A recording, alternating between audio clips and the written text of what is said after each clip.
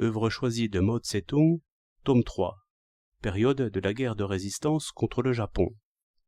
La production est également possible dans les régions de partisans. 31 janvier 1945. La question de savoir si, dans les bases d'appui relativement solides des régions libérées situées sur les arrières de l'ennemi, nous pouvons et devons lancer un mouvement pour la production au sein de l'armée et parmi la population, est depuis longtemps résolue et ne se pose plus. Mais est-il possible d'en faire autant dans les régions de partisans, dans les régions situées loin sur les arrières de l'ennemi? Voilà une question qui, dans l'esprit de beaucoup de gens, n'a pas été résolue, faute de preuves. Or, nous avons maintenant des preuves. En 1944, la production a été entreprise sur une vaste échelle dans de nombreuses régions de partisans du Shanxi Chahar Ropei, et les résultats sont excellents, comme le rapporte le camarade Chang Ping-kai dans son article publié le 28 janvier par le Kefeng-Tepao et consacré au mouvement de production des partisans de la région frontière du Shanxi Chahar Ropei.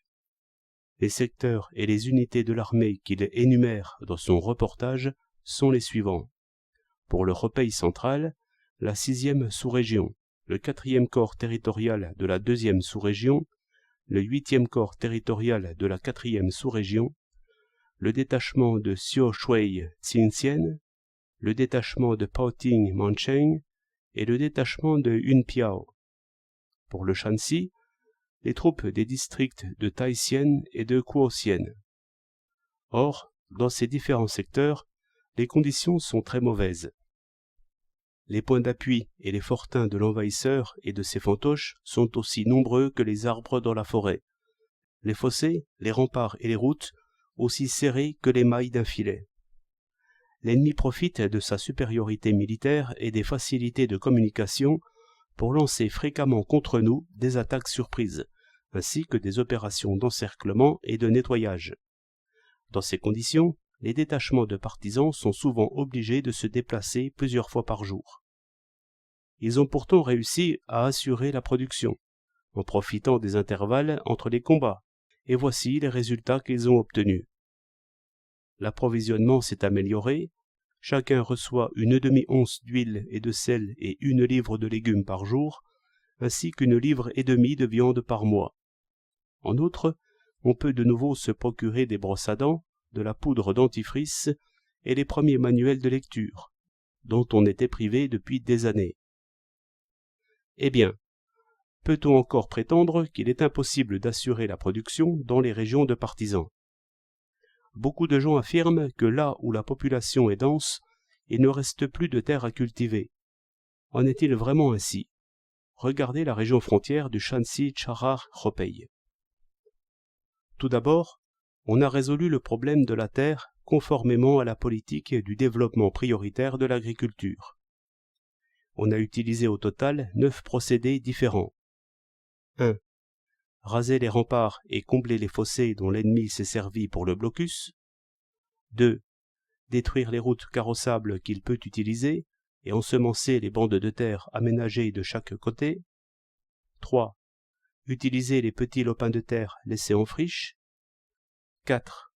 Cultiver, par les nuits claires et en dépit de l'ennemi, les terres situées près de ces forteresses, tout en assurant avec la milice populaire une protection armée. 5. Labourer les champs sur la base de l'association avec les paysans qui manquent de force de travail. 6. Sous un déguisement paysan, cultiver quasi ouvertement les terres situées à proximité des points d'appui et des fortins ennemis. 7. Transformer les rives des cours d'eau en champs cultivables en construisant des digues et en enlevant les sables. 8. Aider les paysans à transformer les terres arides en champs irrigués. 9. Participer aux travaux des champs dans les villages situés dans le rayon d'action des partisans. Mais, si l'agriculture est possible, il n'en est peut-être pas de même pour l'artisanat et les autres formes de production. Est-ce vraiment le cas? Voyez encore la région frontière du Shanxi Chahar Ropei. L'activité productrice des troupes, aux alentours des lignes et des fossés de blocus de l'ennemi, ne se limite pas à l'agriculture. On y développe l'artisanat et les transports, comme dans les régions consolidées. Le 4e corps territorial a installé un atelier de bonnets de feutre, une huilerie et une minoterie qui, en 7 mois, ont réalisé des bénéfices atteignant 500 000 yuan en monnaie locale. Il a ainsi non seulement surmonté ses propres difficultés, mais encore satisfait aux besoins de la population dans sa région de partisans. Les combattants peuvent maintenant se suffire entièrement en tricot et en chaussettes de laine.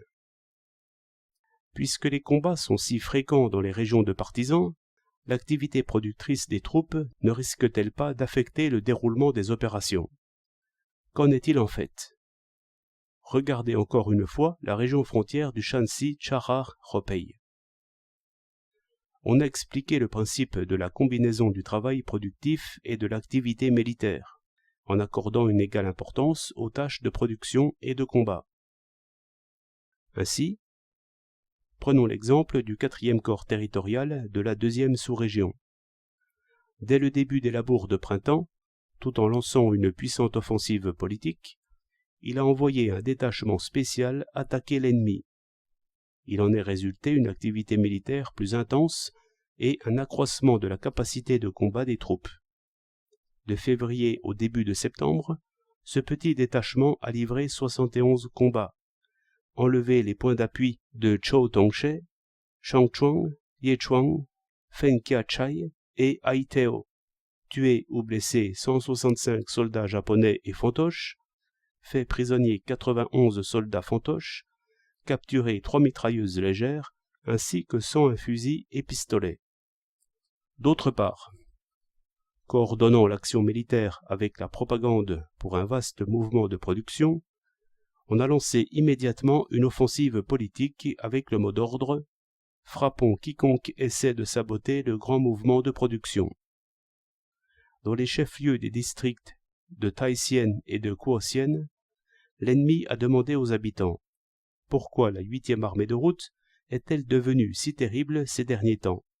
Ils ont répondu « Parce que vous sabotez le grand mouvement de production de la région frontière. » Les soldats de l'armée fantoche se sont dit entre eux « Mieux vaut ne pas faire de sortie pendant qu'ils font leur grand mouvement de production. » Est-ce que, dans les régions de partisans, les masses populaires peuvent elles aussi lancer un mouvement de production? Les paysans sont-ils intéressés à l'augmentation de la production, là où les fermages n'ont peut-être pas encore été réduits ou bien ne l'ont pas été comme il faut? À cette question également, la région frontière du Shanxi Charar-Ropei donne une réponse affirmative. Grâce au développement du mouvement de production aux alentours des lignes et des fossés de blocus de l'ennemi, les troupes ont pu, en outre, apporter une aide directe à la population locale. D'une part, elles ont assuré la protection armée des masses engagées dans la production, d'autre part, elles les ont partout secondées par un apport en main-d'œuvre. Certaines unités se sont fait une règle de consacrer la moitié de leur force de travail à les aider bénévolement à l'époque des gros travaux. Aussi, l'ardeur des masses pour la production s'est-elle considérablement accrue. Les rapports entre l'armée et le peuple sont devenus plus harmonieux encore, et en outre, les masses ont suffisamment à manger. Dès lors, dans les régions de partisans, la sympathie et l'appui qu'elles accordent au Parti communiste et à la 8e armée de route ont encore augmenté. Tous les doutes sont donc levés quant à la possibilité et à la nécessité pour l'armée et la population d'entreprendre un vaste mouvement de production dans les régions de partisans. Nous demandons à tous les cadres du parti, du gouvernement et de l'armée, dans les régions libérées, et notamment dans les régions de partisans, de bien s'en convaincre. Lorsqu'ils auront pleinement compris cette possibilité et cette nécessité, la production se développera partout. C'est précisément par là qu'on a commencé dans la région frontière du Shanxi Charar-Ropei. Du fait que, dans le mouvement de production, les cadres ont transformé leur façon de penser et se sont mis à attacher de l'importance à la production, à la combinaison du travail productif et de l'activité militaire, et qu'ils ont formé, parmi les masses, des héros du travail et des travailleurs modèles, au nombre de 66 selon un premier bilan. Les troupes qui se trouvent aux alentours des lignes et des fossés de blocus de l'ennemi ont pu, en 5 mois seulement, accomplir leur plan de production et par surcroît introduire de nombreuses innovations pratiques. Il faut qu'en 1945, toutes les régions libérées développent dans l'armée et dans la population un mouvement de production d'une ampleur accrue. Au début de l'hiver, nous comparerons les résultats obtenus dans les différentes régions. La guerre n'est pas seulement une compétition sur le plan militaire et politique, c'est aussi une compétition économique. Pour vaincre l'agresseur japonais, nous devons, en plus des autres tâches, nous appliquer au travail économique et apprendre en 2 ou 3 ans à bien l'accomplir. En cette année 1945, nous devons obtenir des succès encore plus importants. Voilà ce que le comité central du Parti communiste chinois attend instamment de tous les cadres et de toute la population des régions libérées. Espérons que ce but sera atteint.